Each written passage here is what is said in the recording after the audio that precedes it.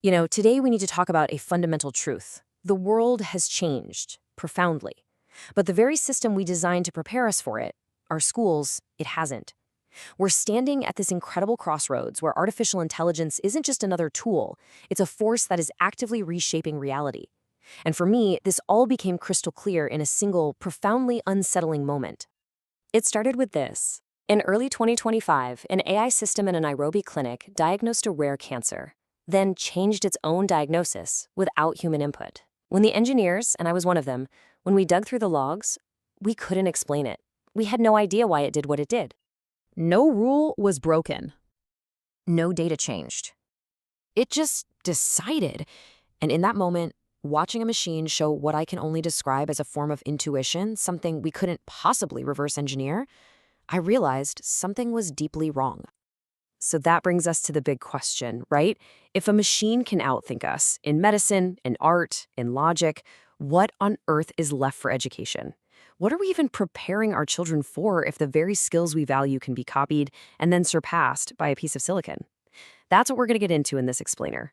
We're going to explore just how obsolete our current education system is and how AI-powered learning could be the answer, but only if we get it right. So, a little about me. I'm Marcel Masaga. For more than 20 years, I've been in the trenches as an AI engineer and a founder.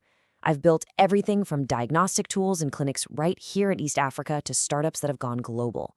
And through all of that, especially my work on AI ethics boards, I've been driven by one single question. How do we build AI that doesn't just work, but that actually matters? All right, here's our roadmap for today. We'll kick things off with the obsolete classroom. Then we'll get personal and look at a system's institutional failure. After that, we'll dive into AI tutors, promise and peril. From there, we're going to pivot to a new vision, leading with wisdom, and we'll wrap it all up by talking about how we get from fear to freedom. So let's get right to the heart of the problem, the obsolete classroom. Think about it. We are trying to solve 21st century problems with a 19th century model. Our schools were literally designed for a world that has completely vanished. We're still teaching students facts that an AI can recall in a millisecond. We're grading them on memorization, not on meaning, and we force them into these rigid, one-size-fits-all curricula designed for an industrial age that demanded conformity above all else. Look, this isn't just a system that needs a few tweaks. We are in a state of total educational obsolescence. And this comparison really lays it all out, doesn't it? For over a century, school was all about the stuff you see on the left. Memorization, compliance, doing the same task over and over. And frankly, that made sense in a world where information was scarce. But today, AI handles all those rote tasks instantly. Our value, what makes us uniquely human, is everything on the right. Critical thinking, ethical judgment, adaptability. And these are the very skills our current system, well, it barely even acknowledges them. This quote just hits the nail on the head. We're preparing students for a past that's gone, while the future demands wisdom, adaptability, and purpose. Just let that sink in for a second. We are meticulously getting our kids ready for a world that doesn't exist anymore. Meanwhile, the future, this unpredictable, fast-moving future, it's going to demand people who are wise, who can pivot, who have a real sense of purpose. If we don't fundamentally change our approach, we're going to create a generation that's technically skilled, but ethically and intellectually irrelevant. And that failure isn't some abstract concept. It has a real human cost. And this is where the theory becomes a personal tragedy. It's where the big ideas hit the ground. This is the story of one student and a system that failed him. Not because it was malicious, but simply because it was obsolete. I want to tell you about Daniel. He's a 16-year-old student in Mombasa. And by every traditional school metric, he was struggling. He was a slow reader, he got distracted easily, and the school had officially labeled him average. His potential was basically capped because the system couldn't see past its own narrow definition of success. Then he found an AI tutor. And this wasn't just some glorified app, it was a true adaptive learning engine. It didn't just give him answers. For the first time, something actually took the time to understand him.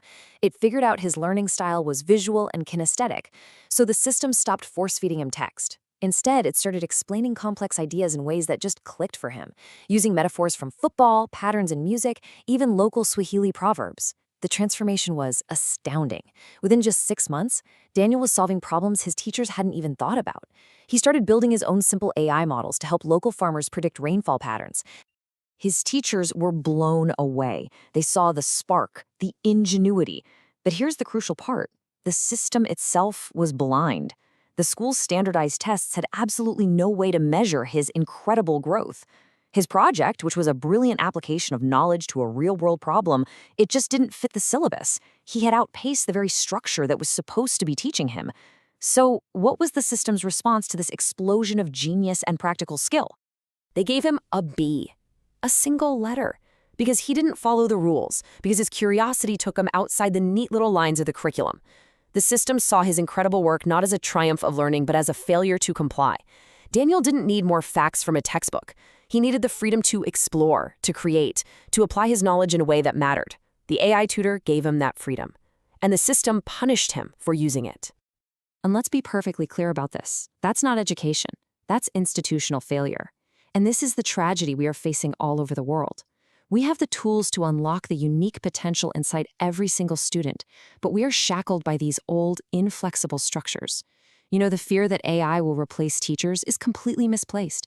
The reality is that AI is just exposing the profound irrelevance of our factory model of education.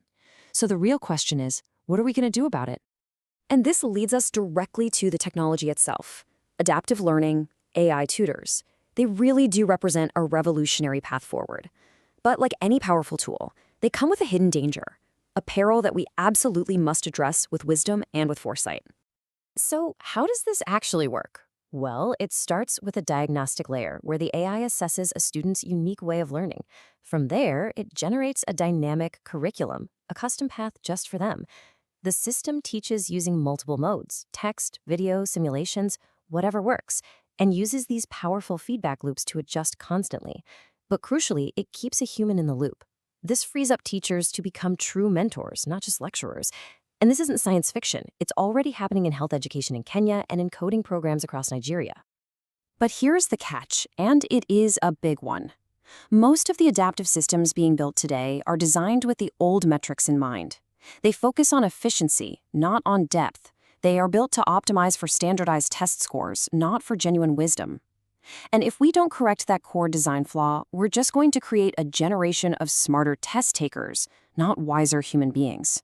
We'll have simply automated the old, broken system instead of building a new, better one.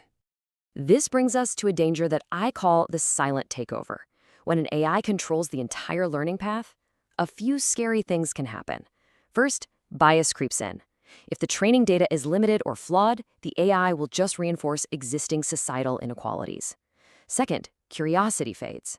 An AI optimized only for job market success might decide art or philosophy are useless subjects and steer students away from the very things that teach us how to think. And third, critical thinking erodes. If the AI always just gives you the perfect answer, you stop asking why. You lose that incredible ability to struggle with the problem and think for yourself.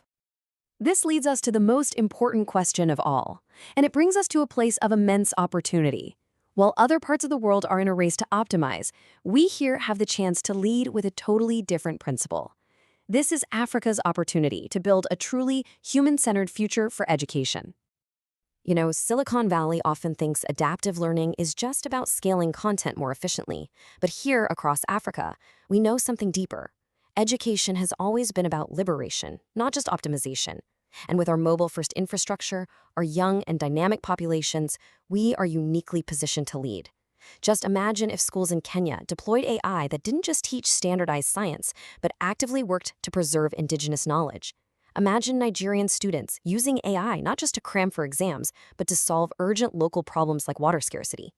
Imagine a Rwandan education system that embeds the core principles of Ubuntu, I am because we are, right into the code of its AI. This isn't just idealism. It is a profound strategic advantage. While the rest of the world rushes to just automate the old model of learning, we can choose to build systems that are not just smart, but are fundamentally wise. And in a future where trust, ethics, and purpose become the scarcest resources on the planet, that wisdom will be the ultimate competitive edge. And that brings us to our final section. We need to reframe this entire conversation. The rise of AI in education shouldn't be a source of fear. It should be seen as a declaration of independence. We are moving from a place of fear to a place of freedom, because the future doesn't belong to those who can recall the most information.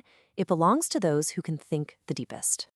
This isn't about fear. It is about freedom. The freedom from standardized tests that label kids like Daniel as average. The freedom for every child to learn at their own pace in their own way. The freedom to connect learning to their community and to a real purpose. Africa isn't behind in this race.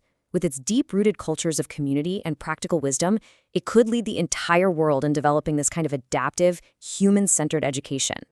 Because ultimately, this technology forces us to confront the one question we should have been asking all along. It is the single most important question of the 21st century, and the answer will define our future for generations. It's this: what kind of humans are we building? That question is our guide. If this explainer helped you think a little deeper about it, please like and subscribe so we can continue this conversation. Next up, I really recommend watching my previous explainer on AI native orgs to see how these very ideas are already reshaping the corporate world. Thank you for your time. I'm Marcel Masaga. Until next time, build wiser, lead with courage.